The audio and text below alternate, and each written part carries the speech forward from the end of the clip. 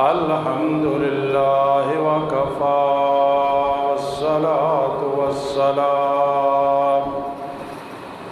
والصلاة والسلام علی من لا نبی بعدہ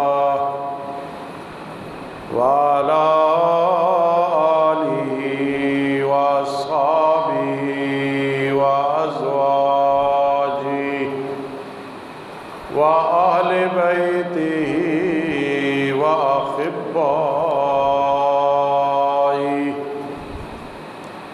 أما بعد فأعوذ بالله من الشيطان الرجيم بسم الله الرحمن الرحيم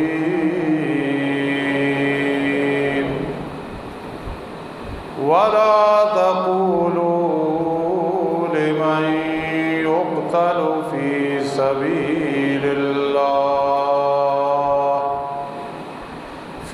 سبيل الله أموات بل أحياء ولكن لا تشعرون. قال النبي صلى الله تعالى عليه وسلم أشد البلاء عند الله الأنبياء ثم الأمثل فالأمثل أو كما قال النبي صلى الله تعالى عليه وسلم. يا رب صل وسلم دائما أبدا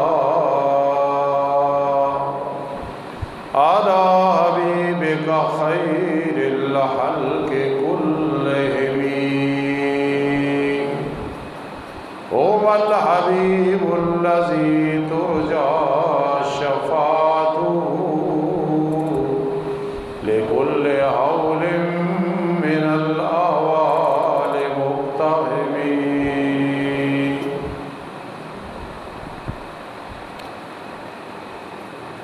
محترم سامعین کرام اور میرے عزیز طلبہ کرام اور دیگر سامعین کرام،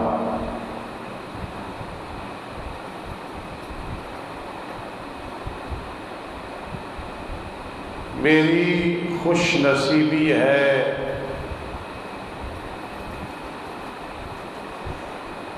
کہ آپ جیسے مخلص لوگ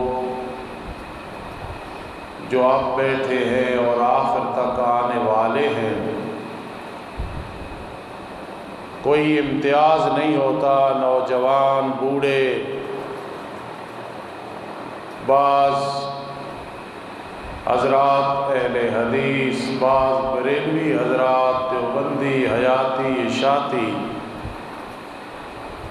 عرصہ دراز سے بڑی محبت سے آپ فقیر کے بیانات سنتے ہیں. میں بھی کوئی متعصب آدمی نہیں ہوں، معتدل ہوں اور قرآن حدیث بیان کرنے والا ایک چھوٹا سا واعظ، مبلغ اور مقرر ہوں. کوشش یہ ہوتی ہے کہ بات سمجھا سکوں.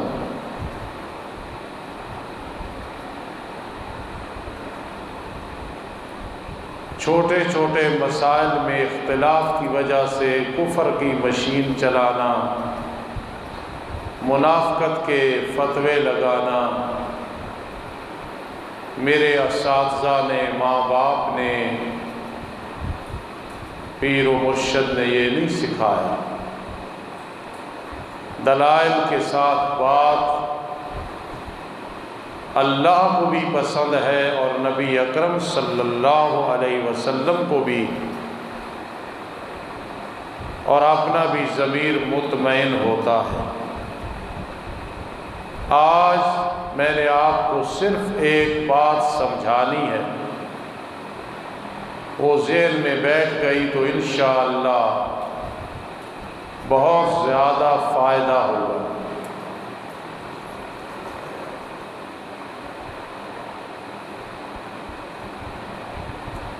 حضرت حسین رضی اللہ تعالی عنہ جن کے فضائل اور مناقب میں عاجز نے سابقہ جمعۃ المبارک کے موقع پہ بیان کیے اور تمام اہل اسلام خطبہ بیان کرتے ہیں،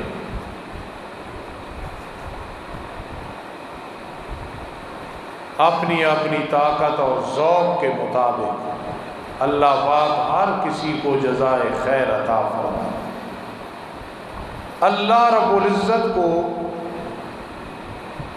اہل بیت تو بہت بڑی شخصیات تھی، صحابہ کرام رضی اللہ تعالی عنہم تو بہت بڑی شخصیات تھی، صحابیات رضی اللہ تعالی عنہن تو بہت بڑی شخصیات تھی۔ عام ایک انسان رب کائنات اس کی برائی بھی پسند نہیں فرماتے، غیبت کے زمرے میں چلی جاتی ہے، اعمال ضائع ہو جاتے ہیں، نیکیاں ضائع ہو جاتی ہیں، نام اعمال غیبت چغلی میں خالی ہو جاتا ہے۔ چہ جائے کہ اہل بیت ازواج مطہرات صحابہ کرام صحابیات کی غیبت اور ان پہ اعتراض، تنقید، بہتان، طعن و تشنیع، یہ تو اللہ رب العزت اعلان جنگ فرماتے ہیں، من عادی لی ولیا فقد آذنتہ بالحرب، جو بھی میرے اولیاء کے ساتھ دشمنی رکھے گا میری اس کے ساتھ جنگ ہے، اعلان جنگ ہے۔ انسان کا دل کانپ جاتا ہے یہ بات سن کے اور سمجھ کے۔ ایک ذہن بنانے کے لیے میں عرض کرنے لگا ہوں، آپ تجربہ کریں، آج تک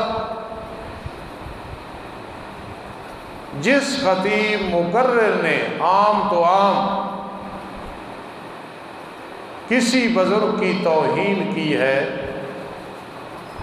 رب ذوالجلال نے اس کے علم کو، عمل کو، اولاد کو، زندگی کو مبارک نہیں بنایا۔ میں نے وہ خطیب سنے، مقرر سنے، جن کی گاڑی کو کسی نے غلط اوورٹیک کیا یا کراس کیا، انہوں نے اس کو بھی کافر کہا، اور جس نے ان کی تائید نہیں کی یا انہیں اپنے مسجد میں نہیں بلایا وہ بھی کافر۔ لیکن ان کی زندگیاں بدسکونی، بے چینی والی گزری، خسرت دنیا والآخرہ ہو۔ اور میں نے وہ دیکھے کہ علم تھوڑا ہے لیکن ادب والی زندگی گزاری ہے، تو رب کائنات نے انہیں رنگ لگائے ہیں۔ تو اہل بیت خصوصاً حسنین کریمین، ان کی تعریف کرنے والا جو سچی تعریف ہے، نہ دنیا میں ذلیل ہوتا ہے، نہ انشاءاللہ قبر میں، نہ آخرت۔ یہ ہماری بھی جان ہے، اسلام کی بھی جان ہے، اور نبی اکرم صلی اللہ علیہ وسلم کی بھی جان تھی۔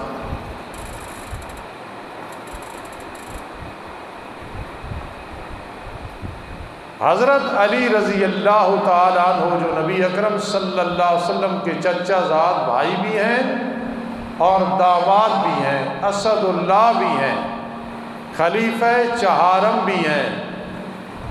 اللہ رب العزت نے انہیں اتنا علم عطا کیا کہ وہ اپنی مثال آپ تھے۔ ہمیں ان سے اتنی محبت ہے جس کی انتہا نہیں۔ صدیق اکبر رضی اللہ تعالیٰ عنہ کہ وہ صرف قائل نہیں تھے، عاشق تھے۔ حضرت عمر فاروق کے صرف قائل نہیں تھے، معتقد تھے۔ حضرت عثمان سے صرف پیار نہیں رکھتے تھے بلکہ ان کا پہرا دینے والے تھے رضی اللہ تعالی عنہم۔ قرآن نے جن کی صفت بیان کی ہے، تراہم رکعا سجدا، علی کو تم دیکھو گے کبھی رکوع کر رہے ہیں، کبھی سجدہ کر رہے ہیں، یبتغون فضلا من اللہ ورضوانا۔ لیکن یہ بات ذہن میں رکھنی ہے کہ حضرت علی کو ماننے والا وہ ہے جو صدیق فاروق عثمان کو مانتا ہے، کیونکہ حضرت علی رضی اللہ تعالیٰ عنہ مؤید تھے، تائید کرنے والے تھے صدیق فاروق اور عثمان کی، اور میری ماں عائشہ صدیقہ رضی اللہ تعالیٰ عنہا کا احترام کرتے تھے، اور ان کا ادب و احترام ان کے دل میں بیٹھا ہوا تھا۔ میرا دعویٰ ہے میری حضرت علی سے محبت ہے، چوتھے نمبر پہ خلیفہ ہیں، نبی علیہ السلام کے داماد ہیں، چچا زاد بھائی ہیں، اسد اللہ ہیں، اور اس کی دلیل یہ ہے کہ میں صدیق کو خلیفہ اول مانتا ہوں، فاروق کو ثانی، عثمان کو ثالث۔ آپ لوگوں کا بھی یہی ذہن ہے اور یہی عقیدہ ہونا چاہیے۔ پھر ہم حضرت علی رضی اللہ تعالیٰ عنہ کو حاجت روا، مشکل کشا، بگڑی بنانے والا، عالم الغیب، ہر جگہ حاضر و ناظر نہیں مانتے۔ میں نے پہلے کہا کہ میں معتدل آدمی ہوں، میں متعصب نہیں ہوں۔ میں نے شیعہ حضرات کی تقریریں سنی اور سنتا ہوں ہر مکتب فکر کی۔ رات میں ایک عالم دین کی تقریر سن رہا تھا کہ وہ نبی علیہ السلام کی ختم نبوت اور صحابہ کی شان بیان کرتے ہوئے سٹیج پہ موت آ گئی۔ مجھے اب نام یاد نہیں، بچے مجھے وہ دکھا رہے تھے، تو میں نے کہا یہ موت قابل رشک ہے کہ عظمت صحابہ بیان اور سٹیج پہ موت آ گئی۔ لیکن جو شیعہ حضرات ہیں یہ زیادتی کرتے ہیں، آپ ان کی تقریر نہ سنا کریں۔ ہم سنتے ہیں کہ ہم نے رد کرنا ہوتا ہے، کہ طالب علموں کو بتانا ہوتا ہے یہ نظریہ، ان کی کتابوں کا بھی مطالعہ کرتے ہیں کیونکہ رد کرنا ہوتا ہے۔ آپ اگر شیعہ حضرات کی تقریریں سنیں یا ان کا لٹریچر پڑھیں تو اس میں پورے دین میں آپ کو نظر آئے گی حضرت علی کی شان، ان کا حاجت روا، مشکل کشا، عالم الغیب ہونا۔ ہاکذا حضرت حسین کے بارے رضی اللہ تعالیٰ عنہ کے بارے، جبکہ ان لوگوں نے ہمیں یہ سکھایا حاجت روا، مشکل کشا، نظر و نیاز، منت منوتی کے لائق اللہ ہی ہے۔ قرآن مقدس محفوظ کتاب ہے، اہل سنت والجماعت وَأَنَا عَلَيْهِ اصحابی، یہی کامیاب ہونے والی جماعت۔ تو حضرت علی رضی اللہ تعالی عنہ نے خیبر کو فتح کیا، فاتح خیبر۔ یہودیوں کے دل میں ان کے بارے میں بغض تھا، یہی بغض پلتے پلتے بڑا ہوتے ہوتے چلتے چلتے حضرت حسین رضی اللہ تعالی عنہ کو شہید کرنے کا سبب بنا۔ یہ ایک ایسا مسئلہ ہے کربلا والا کہ نہ سمجھ آئے تو بڑے بڑے لوگوں کو سمجھ لائے، آ جائے تو ایک چھوٹی سی بات ہے وہ سمجھ لو، اتنا بڑا واقعہ ذہن میں بیٹھ جاتا ہے۔ اللہ اکبر۔ اور یہ بات بھی ذہن میں رکھیں، یہ واقعہ کربلا، لوط بن یحییٰ ایک جھوٹا مورخ گزرا ہے، جس نے اپنی طرف سے باتیں بنا لی اور بات کو بہت لمبا کر دیا، اس کی کوئی حقیقت نہیں۔ اگر حضرت حسین رضی اللہ تعالیٰ عنہ کی جوتی مبارک کو کوئی گستاخی سے جتڑی کہے، ہم اسے اپنا نہیں سمجھیں گے۔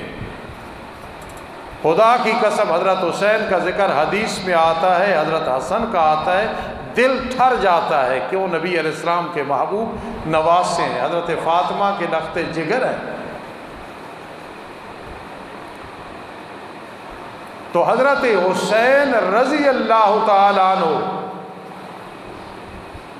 اس نتیجے میں کہ والد نے خیبر کو فتح کیا، ان کو شہید کیا گیا، اور اس وجہ سے پھر ایک عقیدے اور مذہب اور مسلک نے جنم لیا ہے شیعہ حضرات میں۔ اس لیے واقعہ کربلا بڑی اہمیت کا مالک۔ ہمارا ذہن، ہمارا عقیدہ اہل سنت والجماعت ما انا علیہ واصحابی الحمدللہ نبی علیہ السلام کے زمانے سے آ رہا ہے، قدیم ہے، خوشخبریاں ہیں قرآن مجید میں، حدیث میں ہے۔ لیکن یہ جو فرقہ ہے، یہ اگر واقع کربلا کو بیچارے ہٹا دے تو پیچھے کچھ بھی نہیں رہتا ہے۔ آپ اس میری بات پہ لے کے نوجوان سمجھدار بیٹھے ہو، بے شک تجربہ کرو، صرف واقع کربلا ان کے پاس اسی کو لے کے چل رہے ہیں۔ خطابت چمکی ہوئی ہے، تقریریں چمکی ہوئی ہیں، نظام چلا ہوا ہے، اور ہماری ابتدا نبی اکرم صلی اللہ علیہ وسلم کی زمانے سے ہے اور قیامت تک رہے گی۔ خیر، میں آپ کو جو بات سمجھانا چاہتا ہوں کہ یہ حضرت علی رضی اللہ تعالیٰ عنہ کے ساتھ اصلاً چاہے اب دعوے ہیں، بغض چلا آ رہا ہے۔ جب میرے آقا علیہ الصلوۃ والسلام مدینہ منورہ میں تشریف لائے، اللہ اکبر، مدینہ منورہ میں ہجرت کر کے تشریف لائے، سبحان اللہ، چھوٹی چھوٹی بچیاں طلع البدر علینا یہ نظمیں پڑھ رہی تھی۔ اللہ کے حکم سے میرے آقا آئے، جب مکہ المکرمہ سے نکلے تو بار بار بیت اللہ کو دیکھتے تھے۔ پھر آیت نازل ہوئی، ان الذی فرض علیک القرآن لرادک الی معاد۔ لاڈلے پیغمبر پریشان نہ ہو، جس نے آپ کو قرآن جیسی مقدس وحی اور کتاب عطا کی ہے، وہ آپ کو دوبارہ مکہ المکرمہ میں لائے گا۔ انا فتحنا لک فتحا مبینا۔ میرے آقا علیہ الصلوۃ والسلام کے زمانے مبارک میں 27 جنگیں ہوئیں، بعضوں نے 35 کہی ہیں، اور ان میں سے 9 ایسی ہیں جن میں قتل و قتال ہوا ہے، اور نبی اکرم صلی اللہ تعالی علیہ وسلم خود بنفس نفیس تشریف لے گئے ہیں، تکلیف بھی اٹھائی ہے 9 غزوات میں نے یہ جو بات کی آپ کو اب سمجھ آئے گی کیوں میں نے غزوات کی بات کی۔ بعضوں نے فتح مکہ کو ان 9 میں شمار کیا ہے، لیکن چونکہ اس میں قتل و قتال نہیں، اس لیے ان 9 میں شمار نہیں کریں گے۔ میرے آقا انا فتحنا لک فتحا مبینا، آپ کو فتح مکہ نصیب ہوا، آپ نے بھی کمال کر دی۔ لا تثریب علیکم الیوم یغفر اللہ لکم، جاؤ تم پہ کوئی الزام نہیں، فلاں کے گھر چلے جاؤ امن میں ہو، فلاں کے گھر چلے جاؤ امن میں۔ آج ہمارے بھائی اور بزرگ طالبان نے بھی یہی نمونہ پیش کیا ہے، لا تثریب علیکم الیوم، سبحان اللہ۔ بہرحال میرے آقا ہجرت کر کے مدینہ منورہ میں تشریف لے گئے، اور مدینہ منورہ میں پہلے خزاں تھی۔ وہ کیسے کہ یہودیوں کا ڈیرا تھا، یہودیوں کا ڈیرا تھا، یہودی وہاں رہتے تھے۔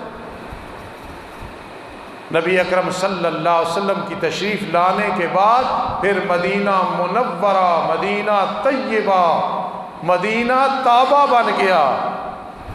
حاجی رمضان صاحب سے پوچھو زندگی کے ایک حصہ وہاں گزار کے آئے ہیں، حاجی اشرف صاحب سے پوچھو عمرہ کھلے تو وہاں کھڑے ہوتے ہیں، مجھ فقیر سے پوچھو ہر وقت دل مدینہ منورہ کے لیے بے قرار اور اداس رہتا ہے، اور آپ ہم سے بھی زیادہ اداس اور بے قرار رہتے ہیں۔ مدینہ منورہ میں یہودیوں کا ڈیرا ہے، میرے آقا نے جب کام کیا ان سے برداشت نہیں ہوا، آپ نے فرمایا میں نے مدینہ منورہ کو فتح کیا بالاخلاق۔ اخلاق لفظ نہ بولا کرو فلاں کا اخلاق ایسا، اخلاق کہتے ہیں پرانے کپڑے کو، اور اخلاق کہتے ہیں اخلاق اچھا ہو، خلق اچھا ہو، مزاج اچھا ہو، طبیعت اچھی، اور کسی کا بھی مزاج سخت دیکھ کے اسے بد اخلاق نہ کہا کرو۔ فاروق اعظم رضی اللہ تعالیٰ عنہ مزاج میں کتنے سخت تھے، کوئی انہیں بد اخلاق کہہ سکتا ہے؟ مزاج سخت اور چیز ہے، بد اخلاقی اور چیز ہے۔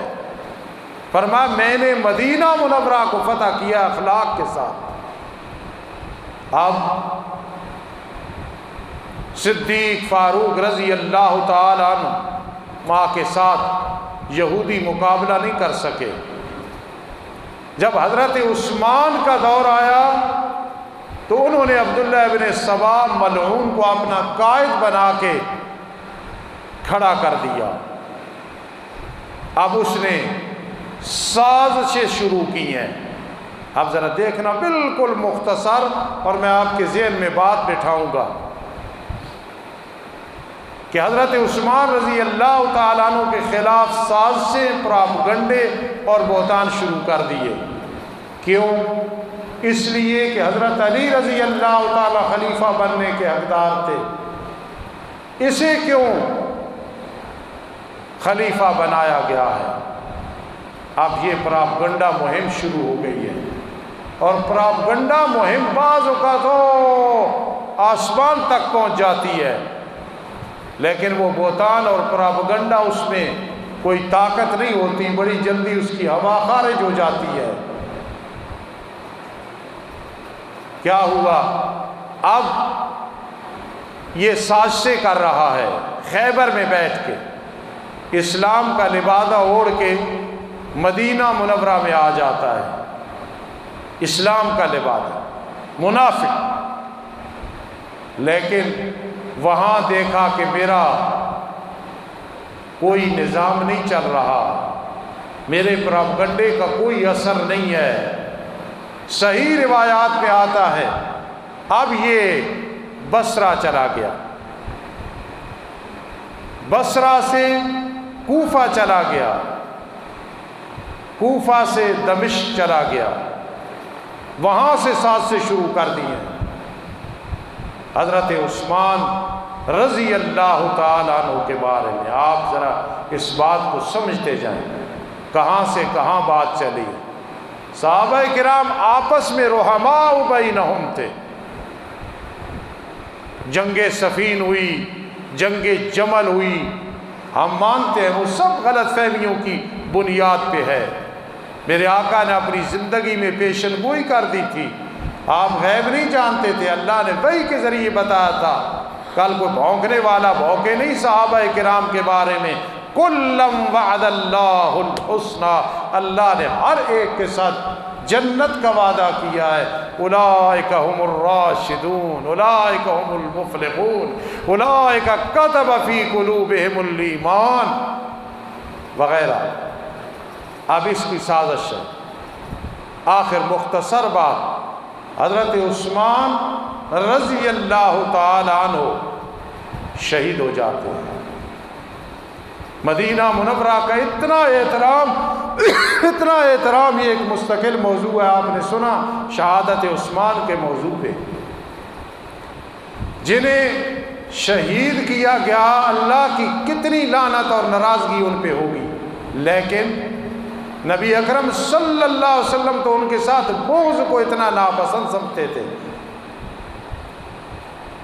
اب جب وہ شہید کر دیے گئے، آگے حضرت علی رضی اللہ تعالی عنہ حضرت عائشہ صدیقہ رضی اللہ تعالی عنہا، حضرت طلحہ، حضرت زبیر رضی اللہ تعالی عنہما کا اختلاف شروع ہوا کہ یہ قصاص جلدی لینا ہے۔ حضرت علی نے فرمایا ابھی نہیں لینا، ان کا آپس میں اختلاف ہے۔ بزرگوں، آدمی کے دو استاذ ہوں، ان کا آپس میں اختلاف ہو جائے، وہاں کسی کی بھی آدمی گستاخی نہیں کرے گا کہ بڑے ہیں دو، میں ان میں کیوں؟ ماں باپ کا اختلاف ہو جائے، دونوں کی صلح کی کوشش کرو، کسی ایک کی بھی بے ادبی اور گستاخی نہ کرو۔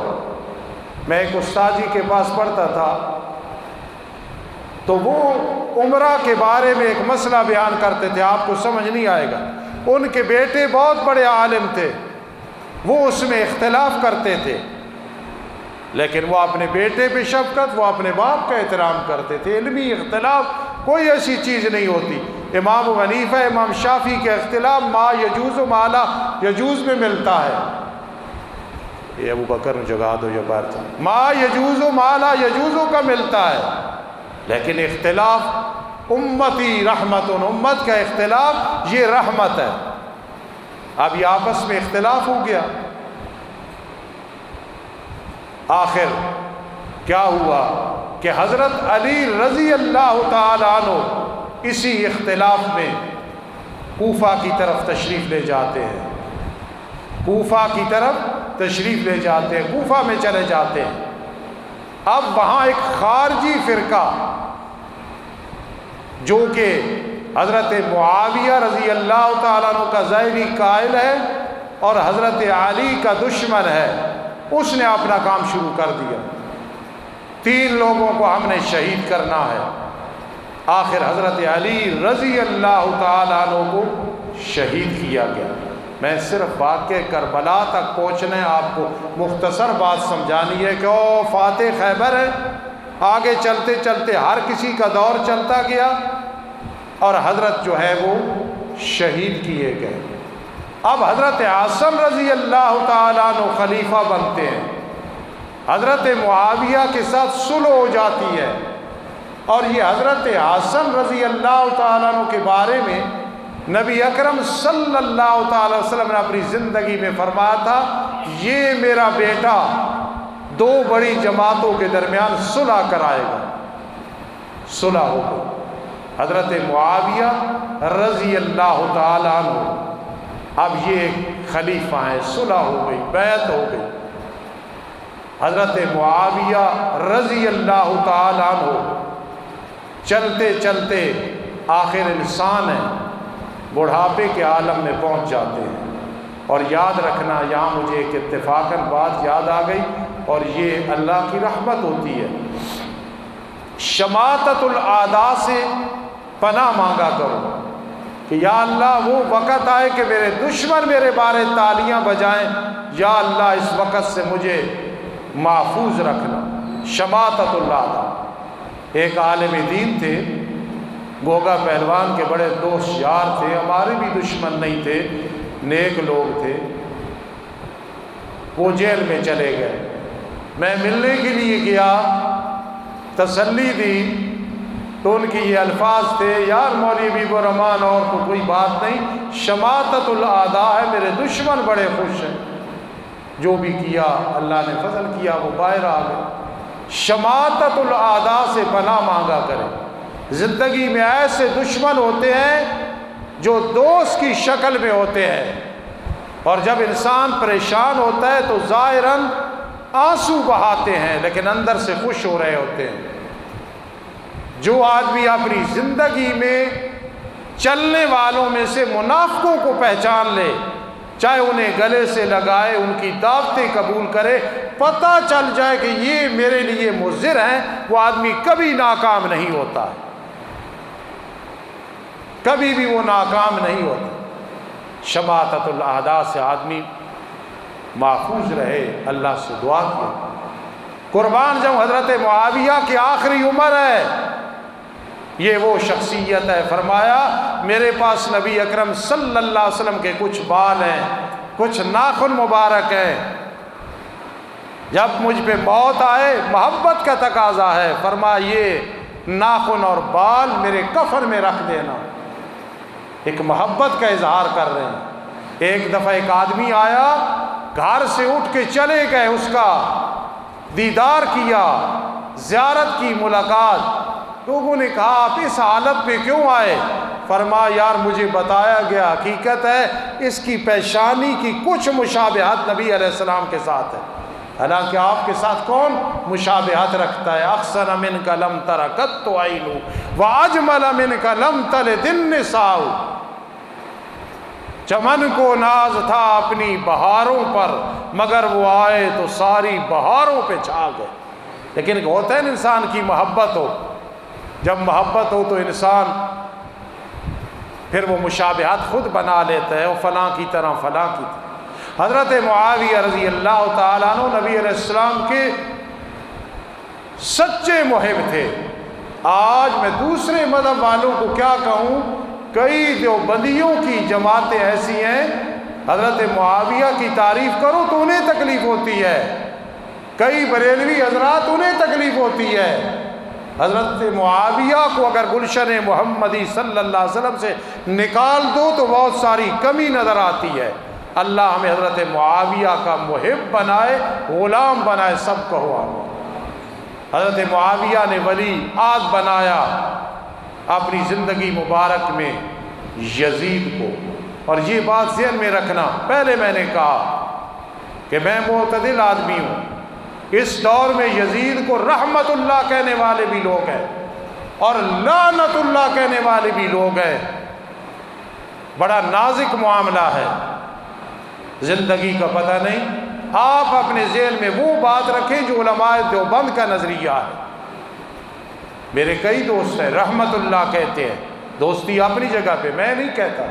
کئی لعنت اللہ کہتے ہیں، میں نہیں کہتا، کیونکہ علماء دیوبند کا نظریہ ہے کہ یزید کے بارے میں خاموشی رکھو، رحمت اللہ کہے، ہو سکتا ہے وہ رحمت کا مستحق نہیں، لعنت اللہ کہو، ہو سکتا ہے لعنت کا مستحق نہیں ہے۔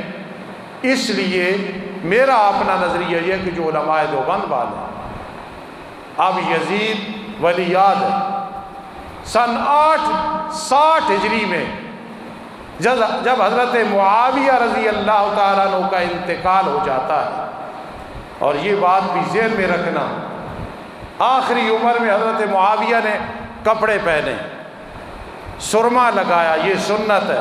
آج کئی نوجوان اور بوڑھے مرد و عورت پوچھو نہیں ہمیں تو عادت نہیں ہے، عادت سمجھ کے سرما نہ لگاؤ، سنت سمجھ کے لگاؤ، میرے آقا کی سنت ہے، میرے آقا اس کو پسند فرماتے تھے۔ سرما لگایا، اور کسی نے کہا آپ کی حالت اچھی نہیں ہے لیکن ظاہری طور پہ آپ بڑے صحت مند نظر آ رہے ہیں۔ حضرت معاویہ چمکتا ہوا ستارہ، جس کا معنی ہے چمکتا ہوا ستارہ، کوئی اور معنی بیان کرتا رہے تو کرتا رہے۔ عربی لغت اتنی وسیع ہے نا، میں ایک مثال دیتا ہوں، بخاری شریف کی آخری حدیث ہے، وہاں لفظ آیا وَنَزَعُ الْمَوَازِينَ بِالْقِسْطِ، قسط کا معنی ہے انصاف، لیکن اسی قسط کا معنی ظلم بھی ہے۔ اگر کوئی کہے استاد جی اس کا معنی ظلم کیسے ہے، تو میں قرآن کی آیت پڑھوں گا وَأَمَّا الْقَاسِطُونَ فَكَانُوا لِجَهَنَّمَ حَطَبًا، حالانکہ قاسط کا معنی منصف بھی ہے، قاسط کا معنی ظالم بھی ہے۔ ہم نے دیکھنا ہے یہاں کون سا معنی ہے۔ سبحان اللہ، سبحان اللہ، اللہ اکبر۔ حضرت معاویہ چمکتا ہوا ستارہ ہے، جب محبت ہو تحسب کی نگاہوں میں نہ یوسف بھی ہنسی ٹھہرے، محبت کی نگاہوں میں زنگی بھی ماہ جبی ٹھہرے، چمکتا ہوا ستارہ ہے۔ تو فرمایا میں شماتت الاعداء سے بچتا ہوں، جہاں تک زندگی ہے کوئی دشمن یہ نہ کہ لاغر ہو گیا بس جی بس بس، میں اپنے آپ کو اس لیے تر و تازہ رکھتا ہوں۔ خدا را اپنی پریشانیاں مخلوق خدا کے سامنے نہ ذکر کیا کرو، کوئی بھی نہیں، کوئی پریشان ہوگا کوئی خوش ہوگا، حال بھی کوئی نہیں کرے گا، لوگوں کے سامنے خوش رہا کرو۔ سحری کے وقت اٹھ کے اندھیرے میں آنسو بہایا کرو، امن یجیب المضطر اذا دعا ویکشف السوء، حل ہوتا ہے پریشانیوں کا، کوئی حل نہیں کرتا انما اشکو بسی وحزنی الی اللہ، ورنہ پریشانیاں سن کے 10 فٹ پہ جا کے مذاق شروع ہو جاتے ہیں، تنقید شروع ہو جاتی ہے۔ حضرت معاویہ رضی اللہ تعالیٰ عنہ وفات ہوئی، یزید خلیفہ بنا، اب سب نے اس کی بیعت کر لی، لیکن حضرت حسین اور عبداللہ ابن زبیر رضی اللہ تعالی عنہما انہوں نے اختلاف کیا۔ یہ مکہ المکرمہ چلے گئے، ٹائم لیا، انتظار کر رہی ہے، چلے گئے، بیعت نہیں کی ہے یزید کی۔ اب جب یہ وہاں ہے، اب بات سمجھنا، فاتح خیبر کی کیا کہتے ہو کیڑ تھی یہودیوں کو، اور ان کے سردار عبداللہ ابن سبا، پھر شیعہ، کوفہ کے شیعہ، 18,000 خط حضرت حسین رضی اللہ تعالیٰ عنہ کے پاس آتے، آپ آ جائیں، ہم آپ کی بیعت کریں گے۔ میں تحقیقی بات کر رہا ہوں، بے شک تاریخ کا مطالعہ کرو، 18,000 خط ہیں، آپ آئیں، ہم آپ کی بیعت کرنا چاہتے ہیں۔ اب یہ خط لکھ رہے ہیں، لیکن منافقت اتنی ہے، کل شہید بھی انہوں نے کیا ہے، اور اسی واقعے سے پھر انہوں نے جنم لیا، سٹینڈ لیا ہے۔ اب 18,000 خط ہے، رات میں بڑی لمبی بات ہے، سب کا مضمون پڑھ رہا تھا، لیکن 18,000 میں سے جن کے مضمون خط کے لکھے ہیں وہ تقریباً ملتے ہیں، سب کا مفہوم یہ، ہم آپ کے چاہنے والے ہیں، آپ آ جائیں ہمارے پاس۔ اب حضرت حسین رضی اللہ تعالیٰ عنہ نے وہ خط پڑھے، آپ آ جائیں ہمارے پاس، ہم آپ کی بیعت کریں گے۔ اب دیکھنا، جن کو کہا جاتا ہے کہ حسین ہمارے دلوں کے بھیدوں کو جانتا ہے، استغفر اللہ، حضرت حسین رضی اللہ تعالیٰ عنہ کتنی بڑی شخصیت ہے، دلوں کے بھیدوں کو جاننے والا صرف اللہ ہے اور کوئی نہیں ہے۔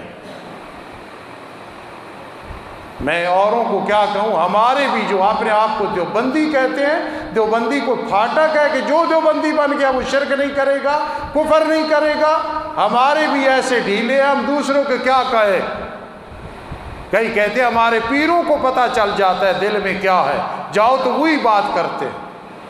ہمارا عقیدہ ہے کُلّ یعلم من فی السماوات والارض الغیب الا اللہ، دلوں کے بھیدوں کو اللہ ہی جانتا ہے۔ میرے آقا علیہ السلام کی شادی ہوئی حضرت زینب رضی اللہ تعالی عنہا کے ساتھ، ولیمہ کیا، صحابہ کرام بیٹھے ہیں، میرے آقا میں شرم و حیا بڑی تھی، باہر تشریف لے گئے کہ اب یہ اٹھ جائیں گے، لیکن صحابہ کرام اپنی محبت میں بیٹھے رہے، آپ باہر تشریف لے گئے، راستے میں پوچھا میرے یار بیٹھے ہیں گھر میں؟ جی بیٹھے ہیں۔ آپ پھر واپس چلے گئے۔ مجھے بتائیں، اگر آپ عالم الغیب ہوتے، پوچھنے کی کیا ضرورت ہے؟ جب رحمت دو عالم صلی اللہ تعالی علیہ وسلم عالم الغیب نہیں تو اور کون عالم الغیب ہے؟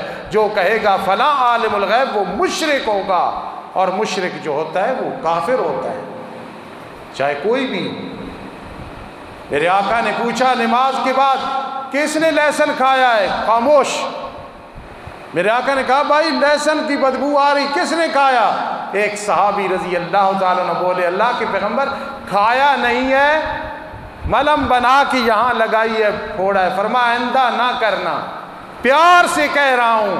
میرے آقا علیہ السلام اتنی بڑی شخصیت، وَالضُّحَىٰ وَاللَّيْلِ إِذَا سَجَىٰ مَا وَدَّعَكَ رَبُّكَ وَمَا قَلَىٰ، لیکن نبیوں کے سردار، رسولوں کے سردار، خطیب الانبیاء، امام الانبیاء، سبحان اللہ، پیچھے نمازی ہیں۔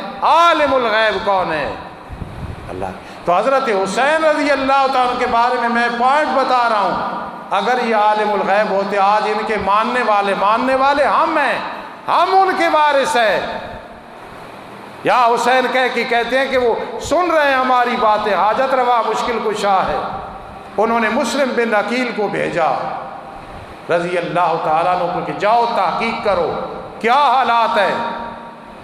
اب دیکھو جو عالم الغیب ہوتے پوچھنے کی ضرورت کیا ہے۔ مسلم بن عقیل گئے، انہوں نے ظاہری حالات دیکھ کے کہا آ جاؤ۔ حضرت حسین جا رہے ہیں، سواری پہ ہے، عبداللہ ابن عباس رضی اللہ تعالیٰ عنہما ساتھ دوڑ رہے ہیں۔ سبحان اللہ، ان صحابہ کی محبت دیکھ، یہ عبداللہ ابن عباس وہ صحابی ہے، سبحان اللہ سبحان اللہ، جن کو میرے آقا نے فرمایا تھا جا اللہ تجھے مفسر قرآن بنائے، جا اللہ تجھے کتاب سکھائے۔ زندگی میں کسی کی دعا لیا کرو، دعا کے بڑے اثرات ہوتے ہیں۔ شاید کوئی وقت ہو ماں کی زبان سے دعا نکل جائے، باپ کی زبان سے دعا نکل جائے، استاد کی زبان سے دعا نکل جائے، کسی غریب یتیم مسکین اور بوڑھے کی زبان سے دعا نکل جائے، آپ کی دنیا بھی سنور جائے گی اور آخرت بھی سنور جائے گی۔ میری اس بات کو میری موت کے بعد بھی یاد کرنا۔ میں زمانہ طالب علمی میں کوئی لائق آدمی نہیں تھا، کوئی محنتی آدمی نہیں تھا، کوئی ذہین آدمی نہیں تھا، کوئی ہر وقت کتابیں کھول کے نہیں بیٹھتا تھا، لیکن میرے ایک استاد نے سحری کے وقت مجھے فرمایا تھا جا اللہ تجھ سے دین کی خدمت لے۔ اس دعا کا نتیجہ ہے کہ میں نکمہ دین کی خدمت کر رہا ہوں۔ دعا لیا کرو، دعا۔ عبداللہ ابن عباس کو میرے آقا نے دعا دی تھی جا اللہ تجھے مفسر قرآن بنائے۔ تو مجھے بتاؤ ان کی تحقیق پہ آپ کو یقین ہے یا کہ نہیں یقین ہے، جنہیں میرے آقا نے کہا مفسر قرآن بن جا۔ جب میں 3 طلاقوں کی بات آتی تو میں فتویٰ دیکھتا ہوں، عبداللہ ابن عباس رضی اللہ تعالیٰ عنہ کا فتویٰ مجھے ملتا ہے 3 طلاقیں 3 ہی ہیں، میری طبیعت خوش ہو جاتی ہے۔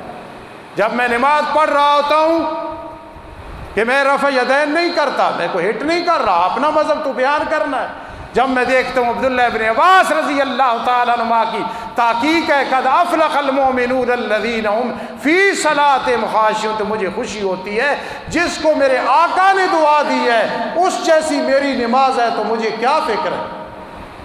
عبداللہ ابن عباس ساتھ دوڑ رہے، نہ جاؤ نہ جاؤ، آپ نہ جاؤ۔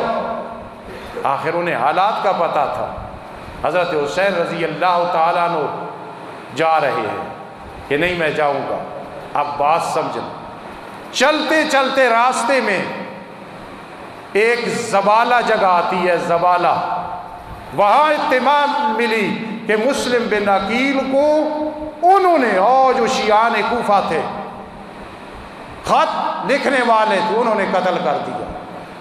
اب دیکھو میں آپ کے ذہن میں ایک مختصر بات بٹھا رہا ہوں اللہ کے فضل سے۔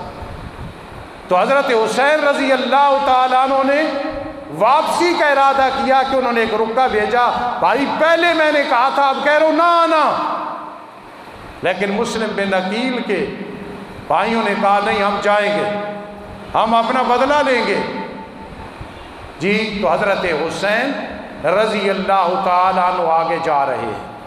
اب یہاں ایک بات سمجھنا کہ حضرت حسین رضی اللہ تعالیٰ عنہ آگے جا رہے ہیں، القرعہ نامی ایک جگہ آتی ہے، اس سے ایک راستہ دمشق جاتا ہے، ایک کوفہ جاتا ہے۔ حضرت دمشق والے راستے پہ چلتے ہیں، ادھر سے عمر بن سعد آتے ہیں عبداللہ بن زیاد کے کہنے پہ کہ جاؤ حضرت حسین کو کہو یزید کی بیعت کر لو، اور یہ نظر ثانی کر رہے ہیں آگے جاؤں کیا کروں۔ تو حضرت حسین رضی اللہ تعالیٰ نے 3 شرطیں لگائی ہیں، ان شرطوں کو کوئی سمجھے نا تو واقع کربلا اس کے لیے بڑا آسان ہے، نہ سمجھے تو بڑے بڑے اختلافات ہیں۔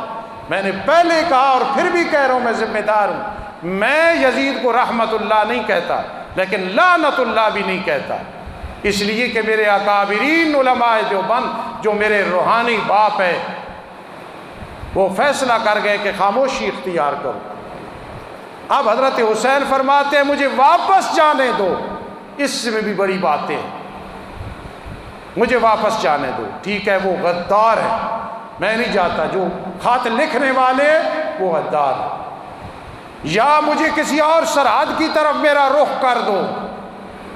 یا پھر جانے دو یزید سے بیعت کرتا ہوں جا کے۔ اب جب حضرت نے دیکھا کہ آگے ہم جا تو رہی ہے، اور وہ لوگ جنہیں آپ لہجے سے، زبان سے، تعریف سے پہچانتے تھے، 60 وہی کوفہ کے شیعان ساتھ ہیں، پہلے خط لکھے ہیں کہ ہم یزید کے مخالف ہیں، اور اب ساتھ ہیں، یعنی اس کے مداح بنے ہوئی ہیں۔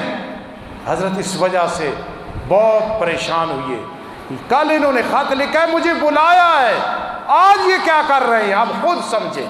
حضرت حسین کے قاتل، ان کے ساتھ منافقت کرنے والے، 18,000 خط لکھنے والے، پھر جناب مسلم بن عقیل کو شہید کرنے والے، اب ان کے ساتھ ہیں۔ حضرت جا رہے ہیں، راستے میں ایک مقام آتا ہے کربلا، وہاں عمر بن سعد نے کہا مستورات ہیں، عورتیں ہیں، تو اپنا خیمہ دور لگایا۔ وہی جو 60 تھے جو روکتے تھے حضرت حسین رضی اللہ تعالیٰ عنہ کو، نہیں یزید کے پاس نہیں جانا ہے، کیوں؟ جب جائیں گے ہم ساتھ ہیں، یہ کہیں گے ان کے خط آئے ہیں، ہم نے ادھر اپنے نمبر بنائی ہوئے، ادھر اپنے نمبر۔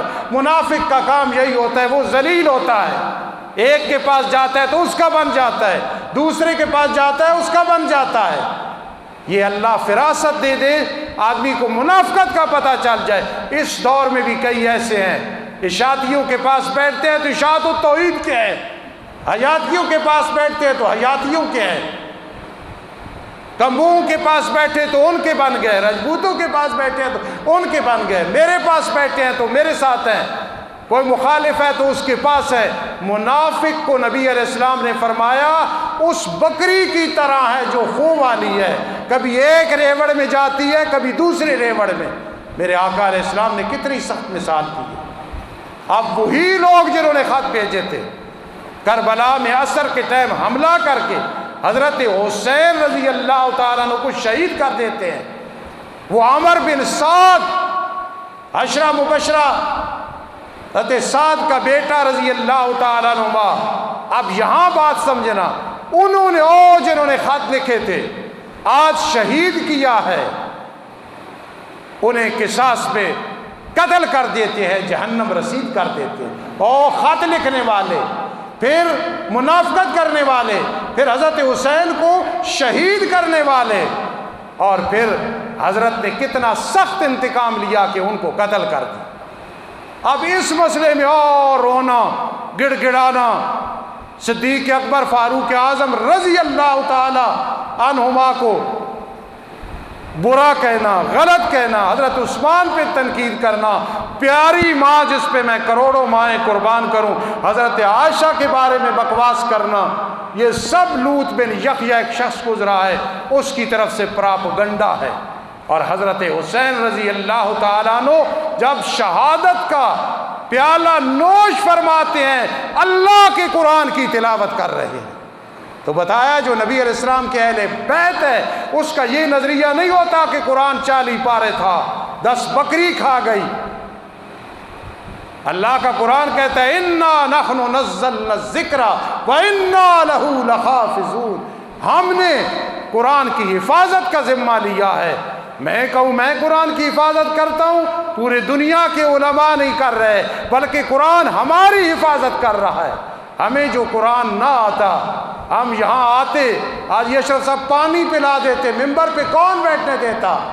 قرآن کی ہم حفاظت نہیں کرتے، آپ حفاظت نہیں کرتے، جامعات نہیں کرتے، حفاظت قرآن ہماری کر رہا ہے، ہم قرآن کو عزت نہیں دے رہے، قرآن ہمیں عزت دے رہا ہے۔ حضرت حسین رضی اللہ تعالیٰ عنہ وہ نبی علیہ السلام کے گلشن اہل بیت کے ایسے پھول ہیں جن کی مثال نہیں ملتی ہے، سیدہ شباب اہل الجنہ۔ وہ خیبر کی فتح کی کڑ رکھ کے حضرت علی کے بھی مخالف، وہ یہودی چلتے چلتے پھر ان کے ساتھی، اور وہ جو خط لکھنے والے آخر شہید کرنے والے بھی وہ تھے۔ میں نے اپنی طرف سے کوشش کی، یہ مشکل موضوع ہے سمجھانے کی، اللہ پاک ہمیں آسان مشکل موضوع سمجھنے سمجھانے کی توفیق نصیب فرمائے۔